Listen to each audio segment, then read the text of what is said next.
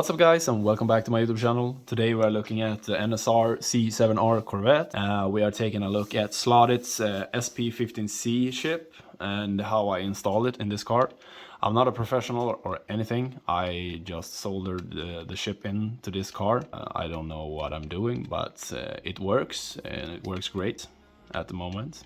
The only thing I am going to change out is the motor, because this motor is too powerful. You can turn the power down to like maybe 70 to 80% and it will work great, but as soon as the race ends, I don't know why the program just sends the car into the wall, and when you're going over the lane changers, exactly when you're past the lane changers, it will give you a little bit of a power boost, so the car will just be sent off and fly and crash.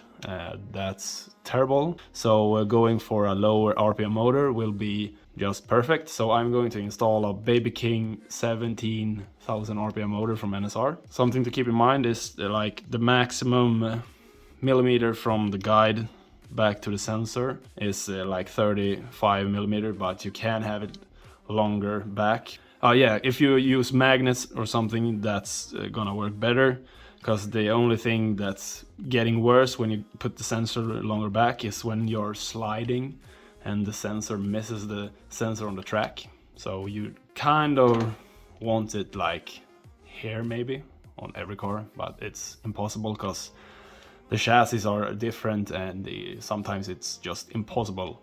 Like you have two screws here, so that's terrible.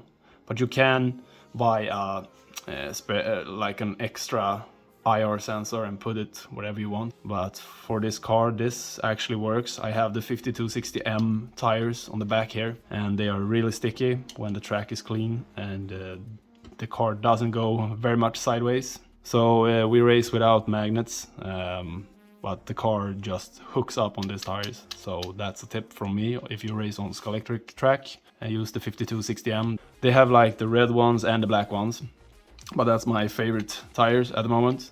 So let's open this bad boy up and see what I did with the chip. So a tip from me is to get a magnetic tray. It's great to holding screws and stuff. It's perfect. It's like 7 to 8 euro. This is Scale Autos. They have different colors, so they are great. Just a tip. So pretty simple here. I have some weights here. They are not perfectly fit there or anything, but they do the job. So here's the SP15C. I have used some connectors here.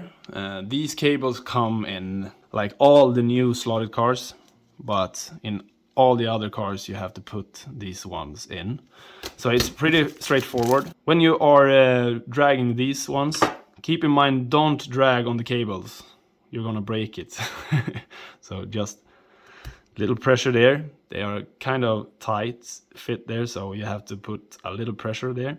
So this is very, very easy. So this one goes to the braids like this, and then you have the cables on the chip. So you just hook that up, just straightforward, no soldering or anything, very easy. And then when going from the back chip here, you have this one that connects to the motor like that, one on each. And you have to look what's the positive and negative, so it doesn't go backwards. I just do all the chip and everything done, and I soldered these two on the motor the last. So I put it on the track and I just hold them like this and just give it a little gas to see which direction it goes in.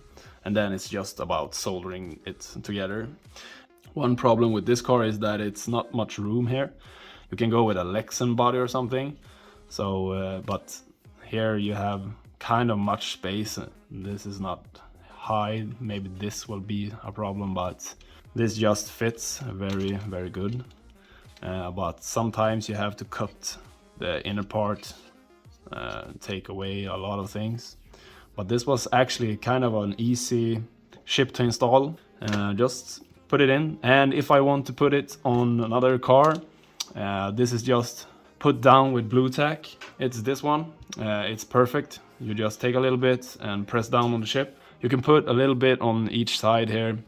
That would be enough. This is really snug here, and I have smashed it a little bit, and the ship doesn't move. And if I want to take it off and put it in another car, it's very easy to just take it away and just unhook these two here and put that one and that one together, and you have an analog car again. So very good thing. It's just that the cables are kind of big, and in some cars they are hard to fit. So that's pretty much it. I used a little bit of a heat sink here on the Fritman. I just used this. You can use whatever heat sink you want. And keep in mind that no metal here or here. These two can never touch.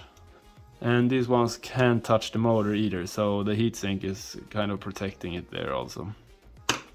But other than that, very straightforward, and it just works great. So my tip is to go from something like 17 RPM up to maximum 20. I race a 20 RPM motor also in digital. I'm very new to digital, so I don't know very much about it, but don't go over 20, I think. This motor is too powerful, so I will change this out, as I said before. But 20 on a scale auto motor or something, and you put the power down to 80%, that works great. So if you like this video, please leave a like, and see you guys in the next one. Bye!